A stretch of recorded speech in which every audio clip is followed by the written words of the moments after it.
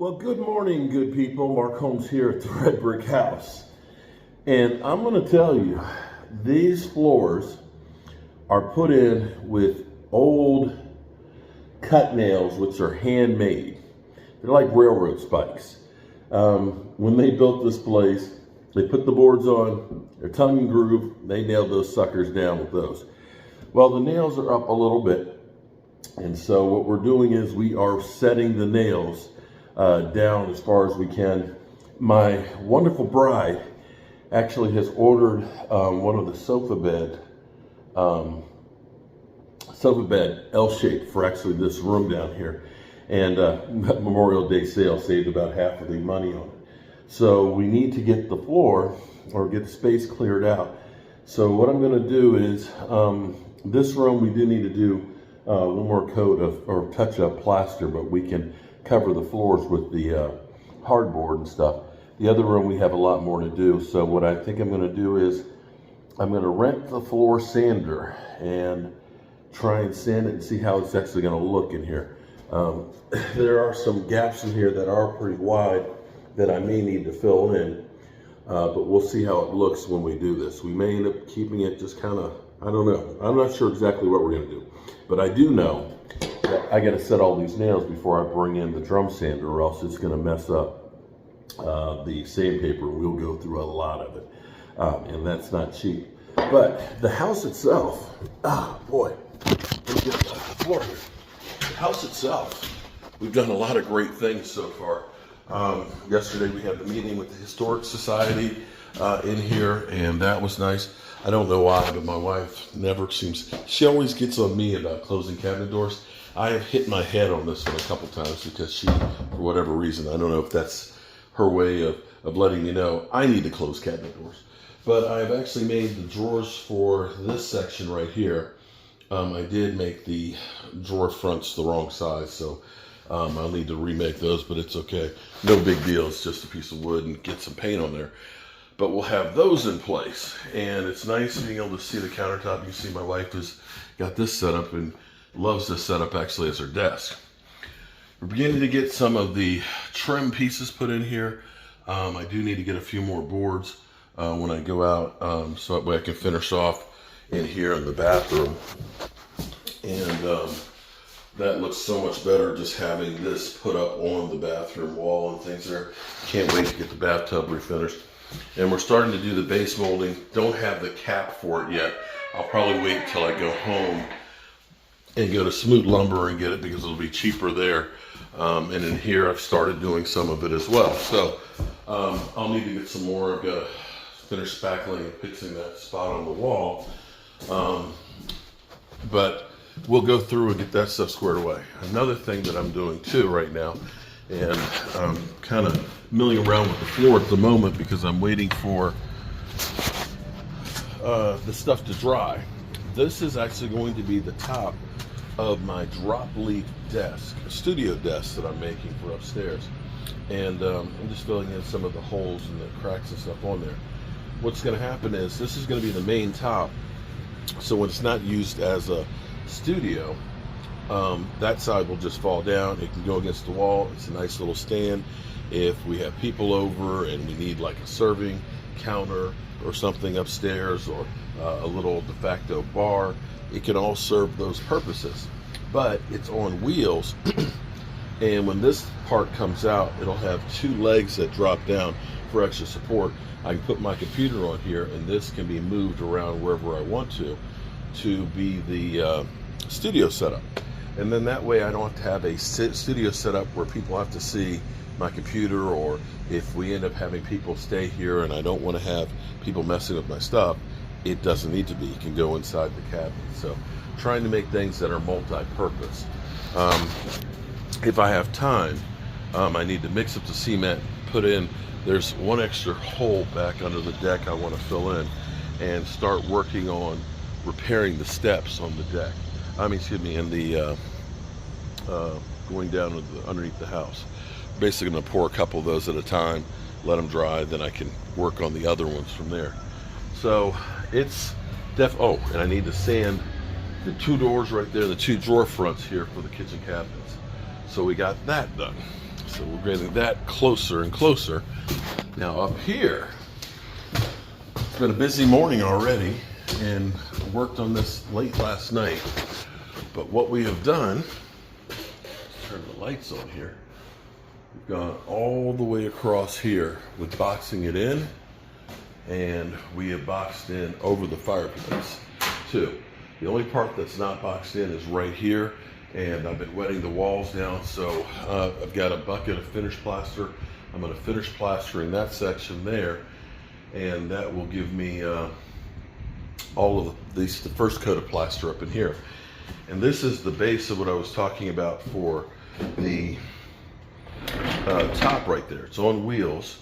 We're going to cover all this with antique heart pine, and the top will sit on there. The back side will actually fold down on here, and when it's not in use, we can put it right up underneath the window right here, and then I can do away with having this big table like that.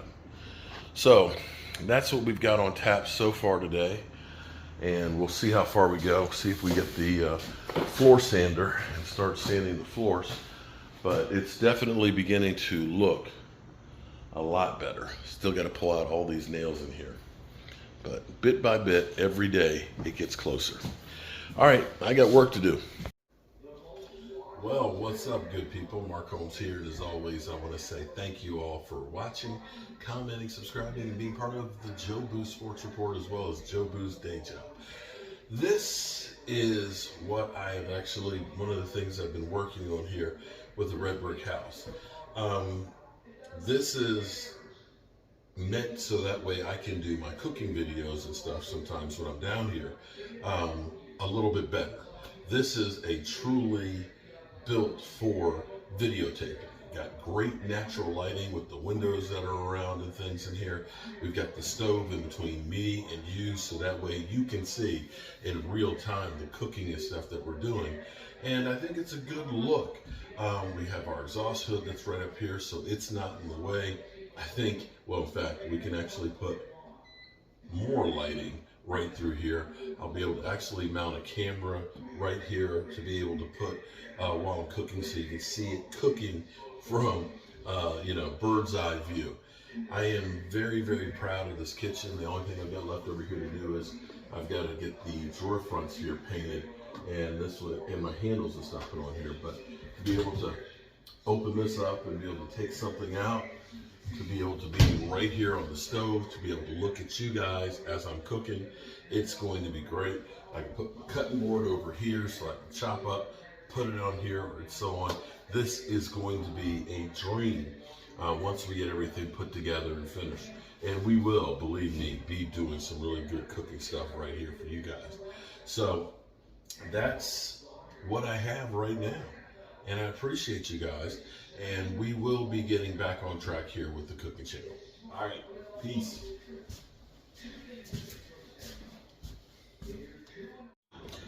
Man, putting these nails through here is like literally driving. Look how it's mushrooming here. It's like putting in railroad spikes. I've gotten basically from here on over there. I know I don't have any because I fixed that part of the floor. I got to see what I have over there. The question is going to be, and I don't know how it's going to look when we open this thing up, but you can see they use like a white filler, almost like just a regular filler. So we may have to try and pick that stuff out and try and figure out a way. From hammering on this, you can see how the joints and stuff have opened up with all the dust and stuff coming out. It's going to definitely be very random and eclectic, but I have no idea what this is going to look like once it's done.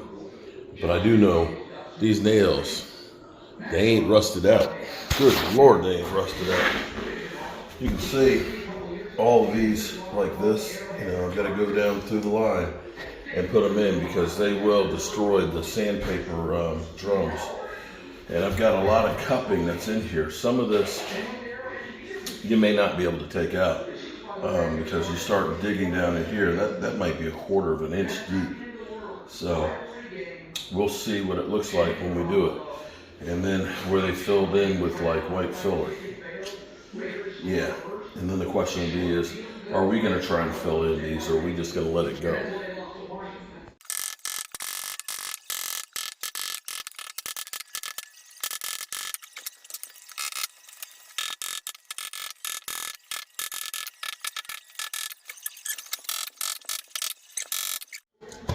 Alrighty, so what we have done here on this floor, and again, this is 200-year-old floor, and there's no rhyme or reason with the way they put it together back in the day. Over here by the fireplace, it's like 1x4s. Everywhere else, it's anywhere from like 1x6s, or actually 5/4 by 6s, up to about 11, 12 inches wide. And they're tongue and groove. There's some undulation. There's some places where there's really bigger gaps. Now, my thinking is, for the most part, we're going to have gaps in this, and I'm okay with that because of the age of the floor.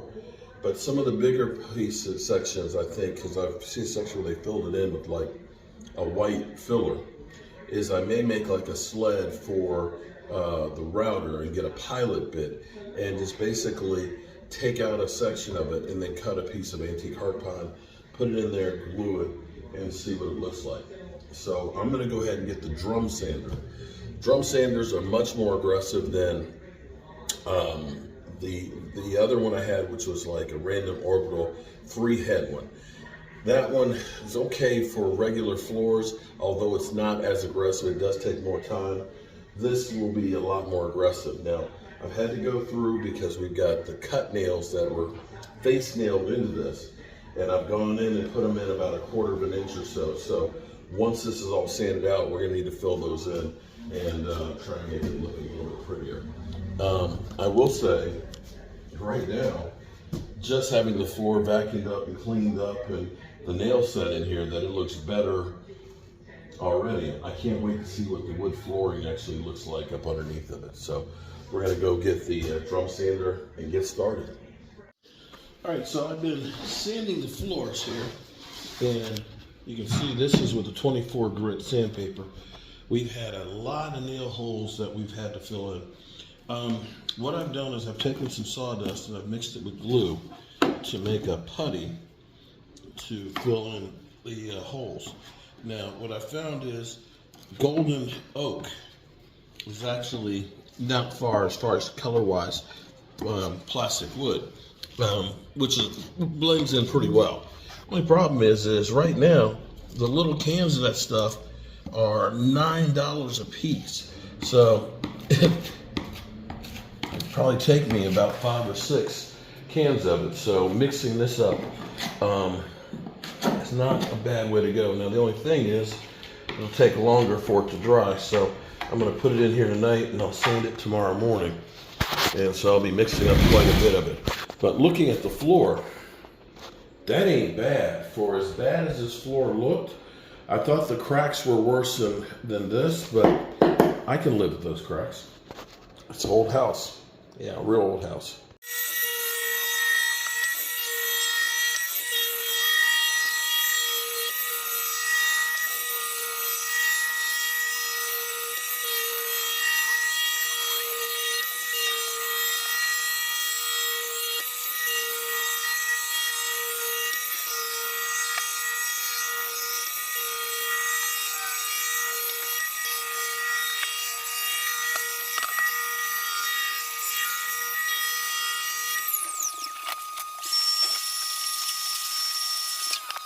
All right, so this is our first test run here with the 24 grit, and you can see, wow, that sucker is nice and aggressive.